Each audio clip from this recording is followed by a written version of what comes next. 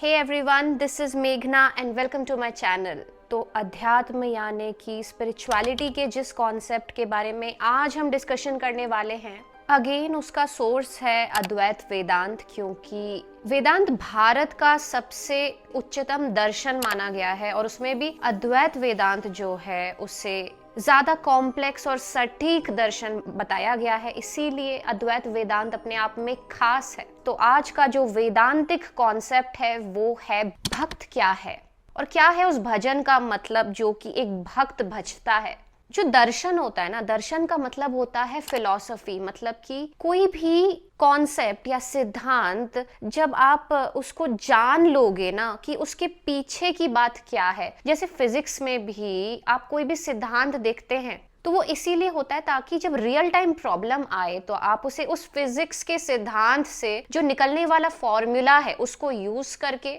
जो कि वर्तमान रियलिटी के वेरिएबल्स आपको मिलेंगे प्रॉब्लम से, उन वेरिएबल्स को रियल टाइम आप उस फॉर्मूले में जब तक अप्लाई नहीं करेंगे तब तक आप किसी फिजिक्स का भी सोल्यूशन जो है फाइंड आउट नहीं कर पाते या कोई मैथमेटिक्स का सोल्यूशन भी फाइंड आउट नहीं कर पाते, राइट। वैसे ही अध्यात्म के अद्वैत वेदांत के कॉन्सेप्ट भी होते हैं जो कि जब तक आप समझ ना ले कि वो पूरा कॉन्सेप्ट कौन से फॉर्मूले तक पहुंचना चाहता है, उसका सार क्या है उस कॉन्सेप्ट का, तब तक आप उसे अप्लाई नहीं कर पाओगे रियल लाइफ में, रियल टाइम सिचुएशंस में। तो ये जो पूरा समझने का प्रोसेस होता है, ये जो पूरी प्रक्रिया होती है, जो ज्ञान आपको मिलता है एक तरीके से उस आध्यात्मिक प्रॉब्लम को एनालाइज करने के लिए या ऑब्जर्व करने के लिए भी रियल टाइम सिचुएशंस में, उसी पूरी प्रक्रिया को, उसी पूरी चीज को कहा जाता है फिलॉसफी या दर्शन। जब तक आपका जो ईगो है, आपका सेल्फ, आपका मैं उस कॉन्सेप्ट को समझेगा नहीं, अंडरस्टैंड नहीं करेगा, तब तक वो रियल टाइम सिचुएशंस में भी उसको अप्लाई नहीं कर पाएगा। और वो समझ अगर नहीं है और बस योग है या मेडिटेशन आप करने की कोशिश कर रहे हो बस एक जगह बैठ के 5 मिनट के लिए और वो समझ मिसिंग है, या अगर आप कोई मंत्र जाप भी कर रहे हो और उस मंत्र में क्या कहा गया है उस बात की आपको समझ ही नहीं है, तब तक आप रियल टाइम सिचुएशन में मेडिटेशन के पोज में तो जरूर बैठ सकते हो, लेकिन मेडिटेशन के जो रियल इफेक्ट्स होते हैं, उस मंत्र को समझने के जो रियल परिणाम होते हैं, जो कि आपके आंतरिक मन में लागू होते हैं, तो उन चीजों को कभी भी आप रियल लाइफ में, रियल टाइम में महसूस ही नहीं कर पाओगे अगर आप खाली किसी प्रक्रिया को अंधाधुन फॉलो कर रहे हैं बिना उसके दर्शन को समझे, बिना उस बात के पीछे की फिलॉसफी को समझे। तो इसीलिए जब वेदांत के कॉन्सेप्ट्स आपका ईगो, आपका मैं सुनता है ना, तो डायरेक्टली उसको एक ऐसी बात समझ आ जाती है जिससे वो लिटरली अपने माइंड को बदल सकता है, अपनी पूरी जिंदगी को बदल सकता है, रीस्ट्रक्चर कर सकता है अपनी पर्सनैलिटीज को एंड हेंस उसके साथ होने वाली सारी घटनाओं को। क्योंकि अगर वो मैं बदल जाएगा तो जो कर्म करेगा, वो अपने आप जो कर्म करेगा वो भी एक उच्चतम कोटि का कर्म होगा, एक सुलझा हुआ कर्म होगा। और यही खास बना देता है वेदांत के कॉन्सेप्ट्स को, अद्वैत वेदांत के कॉन्सेप्ट्स को, टू बी वेरी स्पेसिफिक, कि जब भी ये कॉन्सेप्ट्स हमारा मैं सुनता है, हमारे ईगो को ये कॉन्सेप्ट सुनाई पड़ते हैं, तो वो खुद ब खुद को सुलझाने लगता है, जैसे कि एक प्रक्रिया चल रही हो उसमें रियल टाइम में, अपने आप उन रास्तों को फाइंड आउट कर लेने की जिनको वो ढूंढ रहा था काफी टाइम से। तो ये बात जितनी स्पेशल है वेदांत के कॉन्सेप्ट्स के साथ, उतनी खतरनाक भी है, क्योंकि अगर आपका ईगो या मैं एक ऐसे माइंड स्टेट में नहीं है जो कि वेदांत को एक निष्पक्ष तरीके से एक्सेप्ट कर रहा है, मतलब कि सपोज जो कह रहा है आपको वेदांत की बातें, ठीक है, वो आपके कानों तक पहुंच तो रही है, लेकिन आपका जो मैं है वो ऑलरेडी बहुत सारे मान्यताओं से भरा हुआ है, एक रूल बुक उसमें ऑलरेडी बैठी हुई है, जैसे कि ये तो हो ही नहीं सकता, ये तो पॉसिबल ही नहीं है, कुछ बातें हैं दुनिया में जो कि ऐसी ही चलनी चाहिए। क्यों? क्योंकि मेरे नाना चाचा ने मुझे ये बातें बताई थी, या मुझे मेरे फ्रेंड्स से पता चली, या सब लोग ऐसा ही करते हैं। तो अगर ये सारी रूल बुक्स आपके मैं में प्रेजेंट होंगी उस वक्त जब आप वेदांत के कॉन्सेप्ट्स को सुन रहे होंगे, तो वो एक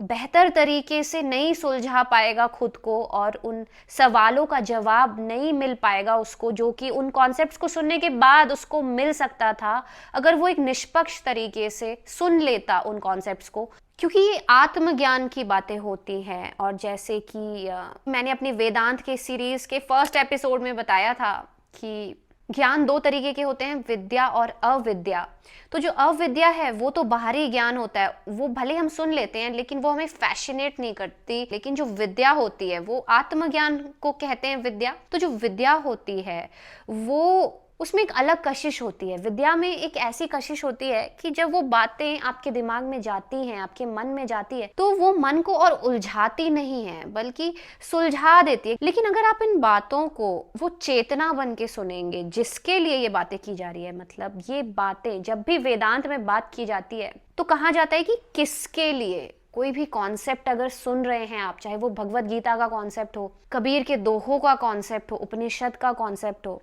तो वो कॉन्सेप्ट जैसे ही आपके कानों में पड़ेगा तो अगर वो असर कर रहा है तो उसका पहला जो चीज है वो ये आ जाता है कि किसके लिए है ये। तो क्योंकि आपने क्लिक किया है, आपका चुनाव है कि इस वीडियो तक, इस टॉपिक तक आपको आना था, आपने खुद चुना है वेदांत को, तो जब वेदांत आपको सुनाई पड़ेगा तो वो किसके लिए होगा, किसको सुनाई देगा? वो आपके मैं को सुनाई देगा, उस मैं को जो कि अगर मान्यताओं से खाली है, अगर वर्ल्डली डेटा से खाली है, तो वो एक विशुद्ध चैतन्य है, एक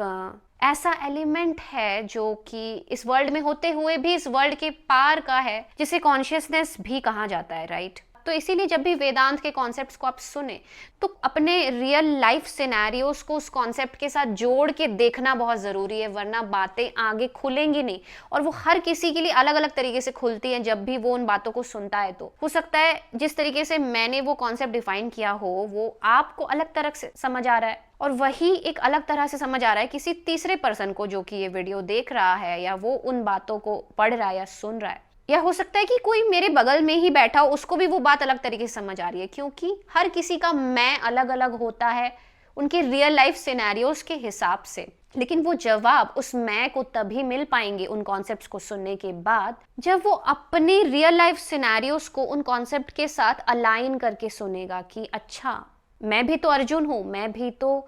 फंसा हुआ हूँ, मुझे भी तो युद्ध करना है। और हर किसी के हिसाब से उसका युद्ध क्षेत्र अलग हो सकता है, उसकी लाइफ सिनेरियोज अलग अलग हो सकती है। तो अब आते हैं कॉन्सेप्ट पे वापस कि भक्त क्या है। क्या है जब हम कहते हैं कि निरंतर भजन करते रहना चाहिए या भक्त बन के निरंतर भजन करते रहना चाहिए, तो भक्त आया है विभक्त शब्द से या विभाजन शब्द से, ठीक है? विभाजन मतलब कि बटा हुआ। अगर कोई ऐसी चीज है जो बट गई है या अपने सोर्स से दूर हो गई है, कट गई है, तो वो विभक्त हो गई है, ठीक है? विभाजन हो गया है उसका